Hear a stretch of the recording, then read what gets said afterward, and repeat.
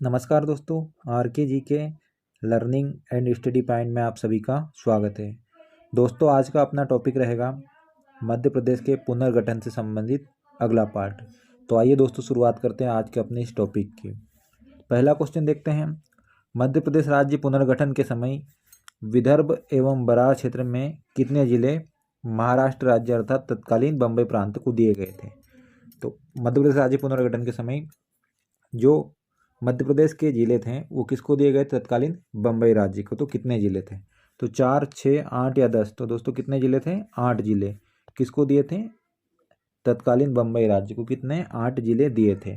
उनमें कौन कौन था? तो ये देखते हैं दोस्तों। सबसे पहले अगर बात करेंगे तो कौन सा क्षेत्र दिया था मुंबई राज्य को?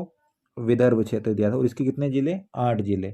8 जिले में अगर बात करेंगे तो अकोला, अमरावती, बुल्डाना, भंडारा, चांदा, यवतमाल, नागपुर और वर्धा, ये कितने जिले हो गए थे? 8 जिले। कौन कौन से? अगर बात करेंगे तो सबसे पहले अमरावती, अकोला, बुल्डाना, भंडारा, चांदा, यवतमाल, नागपुर और वर्धा, ये कितने जिले दिए थे? तत्कालीन बम्बई राज्य को 8 जिले दिए थे। अर्थात इस प्रश्न का सी ऑप्शन 8 सही होगा। बढ़ते हैं अगले प्रश्न की ओर। मध्य प्रदेश के कितने जिलों की सीमा एक से अधिक राज्यों को स्पर्श करती है? ऐसे कितने जिले हैं जिनकी सीमा एक से अधिक राज्य को स्पर्श करती है? तो 4, 5, 6 या 7? तो दोस्तों मध्य प्रदेश के ऐसे कितने जिले हैं जिनकी सीमा एक से अधिक राज्य को स्पर्श करती है? तो कितने जिले हो जाएंगे? 6 जिले। कौन कौन से जिले हैं? तो देखते हैं दोस्तों। एक तो बात करेंगे तो सबसे पहले अलीराजपुर की, अलीराजपुर। उसके बाद अलीराजपुर के बाद झाबुआ। कौन हो गया दोस्तों? झाबुआ। अलीराजपुर की अगर बात करेंगे तो अलीराजपुर किसको किसको दोस्तों? गुजरात और किसको? महाराष्ट्र को स्पर्श करता है। अलीराजपुर गुजरात और महाराष्ट्र को। झाबुआ गुजरात व राजस्थान को। झाबुआ गुजरात और राजस्थान को। उसके बाद मुरैना, मुरैना की अगर बात करेंगे तो राजस्थान और उत्तर प्रदेश को। अलीराजपुर गुजरात और महाराष्ट्र, झाबुआ गुजरात और राजस्थान, मुरैना राजस्थान और उत्तर प्रदेश। अगले 3 जिले देखते हैं। अगर बात करेंगे तो शिवपुरी की, किसकी दोस्तों? शिवपुरी की। शिवपुरी भी किसको दोस्तों? एक तरफ उत्तर प्रदेश और दूसरा राजस्थान। उसके बाद सिंगरौली, सिंगरौली पूर्वतम जिला है। तो समझेंगे किसको किसको दोस्तों? एक तो छत्तीसगढ़ और उत्तर प्रदेश। और एक आखिरी में कौन हो जाता है? बालाघाट। तो बालाघाट की अगर बात करेंगे तो किस किस को दोस्तों? छत्तीसगढ़ और महाराष्ट्र। अलीराजपुर की बात करेंगे तो किसको? गुजरात एवं महाराष्ट्र। उसके बाद झाबुआ की बात करेंगे तो गुजरात और राजस्थान। मुरैना किसको दोस्तों? राजस्थान और उत्तर प्रदेश। शिवपुरी उत्तर प्रदेश और राजस्थान। सिंगरौली छत्तीसगढ़ और उत्तर प्रदेश। बालाघाट छत्तीसगढ़ और महाराष्ट्र। तो कितने जिले हैं दोस्तों जो एक से अधिक राज्यों को छूते हैं मध्य प्रदेश के? तो कितने हो जाएंगे? 6 जिले। अर्थात इस प्रश्न का कौन सा ऑप्शन सही होगा? सी ऑप्शन, 6 जिले सही होंगे। कौन कौन से जिले? अलीराजपुर, झाबुआ, मुरैना, शिवपुरी, सिंगरौली, बालाघाट। अगले प्रश्न की ओर बढ़ते हैं दोस्तों।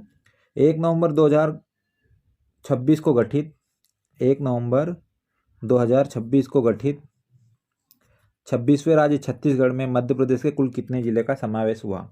जब छत्तीसगढ़ बना था, कब बना था? 1 नवंबर 2000 को। तब छत्तीसगढ़ में कितने जिले गए थे? तो कुल जिले उस समय 61 थे दोस्तों। 61 में से कितने जिले चले गए थे? 16 जिले कहाँ पर चले गए थे? छत्तीसगढ़ में। तो मध्य प्रदेश में कितने बचे थे? 45। तो छत्तीसगढ़ का गठन हुआ उस समय, छत्तीसगढ़ में कितने जिले गए थे मध्य प्रदेश से? 16। अर्थात इस प्रश्न का सी ऑप्शन सही होगा। मध्य प्रदेश में कितने बचे थे? 45। अगले प्रश्न की ओर बढ़ते हैं दोस्तों। मध्य प्रदेश को कब पूर्ण समर्थित राज्य का स्थान दिया गया? मध्य प्रदेश को कब पूर्ण समर्थित राज्य के स्थान दिया गया? 1 नवंबर 1955, 1 नवंबर 1956, 11 नवंबर 1957 या 31 नवंबर 1956 को? तो दोस्तों जब मध्य प्रदेश का गठन हो, कब हुआ था गठन? 1 नवंबर 1956 को। अर्थात मध्य प्रदेश को पूर्ण समर्थित राज्य कब बनाया गया? 1 नवंबर 1956 को। अगले प्रश्न की ओर बढ़ते हैं दोस्तों। इंदौर स्थित हवाई अड्डे का नाम है? इंदौर स्थित हवाई अड्डे का नाम है राजा भोज अंतर्राष्ट्रीय हवाई अड्डा, देवी अहिल्याबाई होलकर अंतर्राष्ट्रीय हवाई अड्डा, सुभाष चंद्र बोस अंतर्राष्ट्रीय हवाई अड्डा या इंदिरा गांधी राष्ट्रीय अंतर्राष्ट्रीय हवाई अड्डा। तो अगर बात करेंगे राजा भोज की तो कहाँ पर है दोस्तों? भोपाल में स्थित है। राजा भोज हवाई अड्डा कहाँ पर है? भोपाल में। देवी अहिल्याबाई होलकर अंतर्राष्ट्रीय हवाई अड्डा कहाँ पर है दोस्तों? तो ये इंदौर में है। कहाँ पर है? इंदौर में। सुभाष चंद्र बोस राष्ट्रीय हवाई अड्डे की बात करेंगे तो कहाँ पर है? पश्चिम बंगाल में, कलकत्ता में। कहाँ पर दोस्तों? कलकत्ता में। और इंदिरा गांधी अंतर्राष्ट्रीय हवाई अड्डे की बात करेंगे तो कहाँ पर है? दिल्ली में स्थित है। कहाँ पर? दिल्ली में। पूछा किसका है दोस्तों? इंदौर में। तो उसका नाम क्या है? देवी अहिल्याबाई होलकर अंतर्राष्ट्रीय हवाई अड्डा। तो कहाँ पर है? देवी अहिल्याबाई होलकर हवाई अड्डा तो इंदौर में स्थित है। भोपाल में राजा भोज,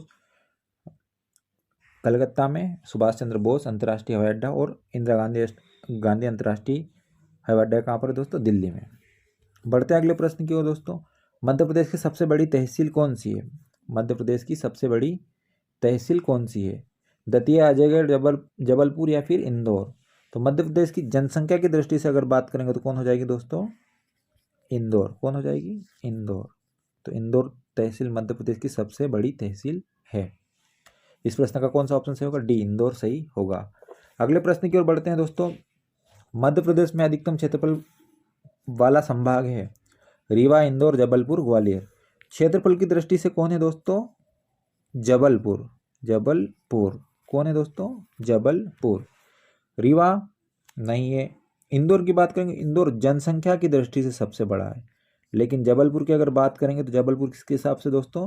क्षेत्रफल के हिसाब से सबसे बड़ा संभाग है। अर्थात इस प्रश्न का सी ऑप्शन जबलपुर सही होगा। जबलपुर की अगर बात करेंगे तो क्षेत्रफल के हिसाब से है।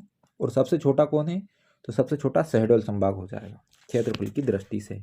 अगले प्रश्न की ओर बढ़ते हैं दोस्तों। मध्य प्रदेश के कितने जिले राजस्थान की सीमा को छूते हैं? तो मध्य प्रदेश के कितने जिले? 7, 8, 9 या 10? तो मध्य प्रदेश के कितने जिले दोस्तों? 10 जिले किसको छूते हैं? राजस्थान को। 10 जिले राजस्थान की सीमा को छूते हैं। अगले प्रश्न की ओर बढ़ते हैं दोस्तों। इनमें से कौन सा मध्य प्रदेश का जिला महाराष्ट्र राज्य के साथ सीमा साझा नहीं करता? कौन सा ऐसा जिला जो महाराष्ट्र की सीमा से नहीं लगता? मध्य प्रदेश का जिला बैतूल, बड़वानी, बुरहानपुर या देवास? तो बैतूल भी छूता है दोस्तों महाराष्ट्र को, बड़वानी भी महाराष्ट्र से लगता है, इसके बाद बुरहानपुर भी लगता है। लेकिन अगर बात करेंगे किसकी दोस्तों? देवास की, तो देवास किससे नहीं लगता? महाराष्ट्र से नहीं लगता। अर्थात इस प्रश्न का सही ऑप्शन क्या होगा? देवास सही होगा। कौन नहीं छूता दोस्तों? देवास। किसको नहीं छूता? महाराष्ट्र को, महाराष्ट्र की सीमा से नहीं लगता। अर्थात इस प्रश्न का डी ऑप्शन देवास सही होगा। अगले प्रश्न की ओर बढ़ते हैं दोस्तों। कर्क रेखा मध्य प्रदेश के किस पहाड़ को 2 भागों में विभाजित करती है? कर्क रेखा मध्य प्रदेश के किस पहाड़ को 2 भागों में विभाजित करती है? रीवा पन्ना का पठार, बुंदेलखंड का पठार, मालवा का पठार या फिर नागपुर का पठार? तो कर्क रेखा मध्य प्रदेश के कितने जिलों से होकर के गुजरती है? 14 जिलों से होकर के गुजरती है। और कर्क रेखा मालवा के पठार को 2 बराबर भागों में विभाजित करती है। 2 बराबर भागों में विभाजित करती है। कौन दोस्तों? कर्क रेखा मालवा के पठार को, कौन से पठार को? मालवा के पठार को 2 बराबर भागों में विभाजित करती है। तो इस प्रश्न का सी ऑप्शन मालवा का पठार सही होगा। अगले प्रश्न की ओर बढ़ते हैं दोस्तों। मध्य प्रदेश का गठन किसकी अनुशंसा पर हुआ था? पंडित नेहरू की अनुशंसा पर, सरदार वल्लभ भाई पटेल की अनुशंसा पर या राज्य पुनर्गठन आयोग की अनुशंसा पर, या इनमें से किसी की अनुशंसा पर नहीं? तो मध्य प्रदेश का गठन दोस्तों राज्य पुनर्गठन आयोग की अनुशंसा पर हुआ था। अर्थात इस प्रश्न का सी ऑप्शन सही होगा। मध्य प्रदेश का गठन किसकी अनुशंसा पर? राज्य पुनर्गठन आयोग की अनुशंसा पर हुआ था। राज्य पुनर्गठन आयोग की अनुशंसा पर कब हुआ था? 1 नवंबर 1956 को। अर्थात इस प्रश्न का सही जवाब क्या हो जाएगा दोस्तों? सी ऑप्शन राज्य पुनर्गठन आयोग सही होगा। अगले प्रश्न की ओर बढ़ते हैं दोस्तों। 1956 से पूर्व भोपाल स्टेट को कौन सी श्रेणी प्राप्त थी? ए श्रेणी, बी श्रेणी या सी श्रेणी या फिर डी श्रेणी? तो दोस्तों भोपाल को कौन सी श्रेणी प्राप्त थी? सी श्रेणी। श्रेणी सी के अंतर्गत था। कौन? भोपाल। और ए श्रेणी के अंतर्गत कौन था दोस्तों? तो सीपी और बरार। बी के अंतर्गत कौन था? तो इंदौर और ग्वालियर अर्थात मध्य भारत। और सी के अंतर्गत एक और सी श्रेणी के अंतर्गत एक और था, तो कौन था? रीवा या विंध्य प्रदेश। अगर यहाँ पर भोपाल की बात हो रही तो भोपाल कौन सी श्रेणी के अंतर्गत था दोस्तों? सी श्रेणी के अंतर्गत, अर्थात इस प्रश्न का सी ऑप्शन सही होगा। अगले प्रश्न की ओर बढ़ते हैं दोस्तों। मध्य प्रदेश के संदर्भ में विचार कीजिए।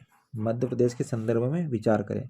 मध्य प्रदेश की सीमा 5 राज्यों को स्पर्श करती है। बिल्कुल सही बात है।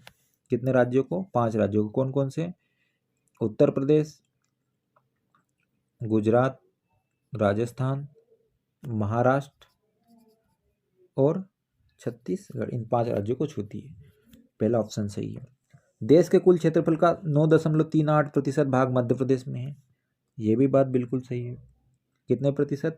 9.38% भाग मध्य प्रदेश का है कुल क्षेत्रफल का, भारत के क्षेत्रफल का। अगली बात, क्षेत्रफल की दृष्टि से देश का दूसरा बड़ा राज्य है। ये भी बिल्कुल सही बात है। तो तीनों बातें सही हो गई, अर्थात इस प्रश्न का कौन सा ऑप्शन सही होगा? डी ऑप्शन, उपरोक्त सभी सही होगा। मध्य प्रदेश की सीमा 5 राज्यों को स्पर्श करती है। देश के कुल क्षेत्रफल का 9.38% भाग मध्य प्रदेश में है और क्षेत्रफल की दृष्टि से देश का दूसरा बड़ा राज्य है। उपरोक्त तीनों बातें सही है, इसलिए इस प्रश्न का डी ऑप्शन, उपरोक्त सभी सही होगा। अगले प्रश्न की ओर बढ़ते हैं दोस्तों।